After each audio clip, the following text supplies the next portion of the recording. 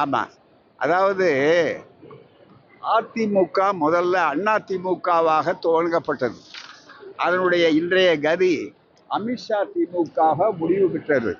ஏற்கனவே அம்மா திமுகவாக நடுவில் இருந்தது. அப்புறம் அடிமை திமுகவாக இருந்தது ஒரு காலகட்டத்தில்.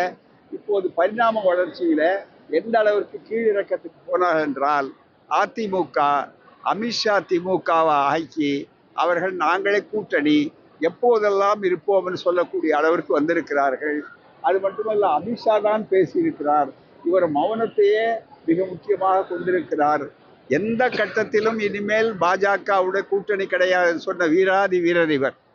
அது மட்டுமல்ல, அப்படிப்பட்ட எந்த கட்டம் என்று சொல்லக்கூடிய அளவிற்கு என்ன. அது மட்டுமல்ல, எல்லா ஒரு சொல்லுக்கு 100 தடவை அம்மாவின் ஆணைப்படி அம்மாவின் ஆணைப்படி என்று அம்மாவை பொம்மையை வைத்திருக்கிறார்களே. அந்த அம்மா என்ன சொன்னார்? லேடியா மோடியா என்று கேட்டார் கடைசியில். அவருக்கும் பல கசப்பான அனுபவங்கள். அவர் முதல்ல எந்த காலத்திலும் கூட்டு வரவில்லை, கூட்டு வைக்க மாட்டோம் என்று பிரகடனப்படுத்தி விட்டு பிறகு மறுபடியும் ஒரு முறை இதுபோல நிர்பந்தத்தால் அவர் கூட்டு வைத்தார். அதனுடைய விளைவுகளை அவர் அனுபவித்த காரணத்தால் தான் கடைசியாக அவர் வந்த தெளிவான திட்டவட்டமான முடிவு.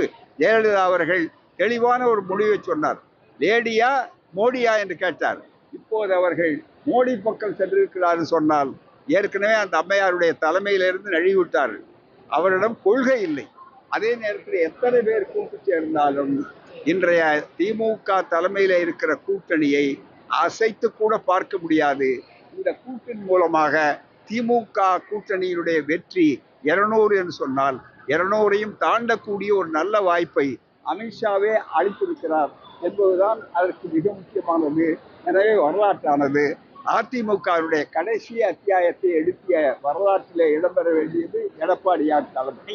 அதுதான் நடக்கப் போகிறது. எனவே கடைசி அத்தியாயத்தை எழுதுகின்ற வாய்ப்பை அவருக்கு அரசியல் கொடுத்திருக்கிறது. அவருடைய கோழைத்தனமான அரசியல் அதைத்தான் செய்திருக்கிறது. அதற்கு உதாரணம் சொல்லுகிறேன். நான் என்னுடைய ஆசையையோ அல்லது ஏதோ தாக்க வேண்டும் என்பதற்காகவோ சொல்லவில்லை. மகாராஷ்டிராவிலே என்ன நடந்தது? மிக முக்கியமாக முதலிலே அவர்களை வைத்துத்தான் உள்ளே போனார்கள். முதல்வராக கூட ஆக்கினார்கள் சில காலத்துக்கு. அது மாதிரி வித்தைகளெல்லாம் அமித்ஷா, மோடி வித்தைகள் மாதிரி அமித்ஷா வித்தைகள் உண்டு. ஆகவே முதல்ல கொஞ்ச நாளைக்கு பொம்மை முதல்வராக ஆக்குவார்கள். பிறகு எப்படி மகாராஷ்டிராவிலே இன்று ஒன்றுமில்லாமல் ஆக்கிவிட்டார்கள். மணிப்பூர் வரலாறு அதுதான். பல மாநிலங்களுடைய வரலாறு ஏற்கனவே இருக்கிறது, சூழெழுத்தாக இருக்கிறது. அதை படிக்க இவர்கள் தவறிவிட்டார்கள்.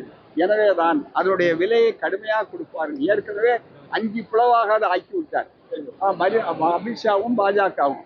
5ஆக பிளவுபடுத்தி விட்டு 6வதாக தள்ளத்தில் அனைத்து அழித்து கொண்டிருக்கிறார். எனவே அழிப்பதில் பல வகை உண்டு. அதை எதிர்த்து அழிப்பது ஒரு வகை, அனைத்து அழிப்பது என்பது மிக முக்கியமான ஆரியத்துக்கு கைவந்த கலை. ஆகவே அனைத்து அழிக்கக்கூடிய கடைசி வரலாறு எழுதப்பட்டது.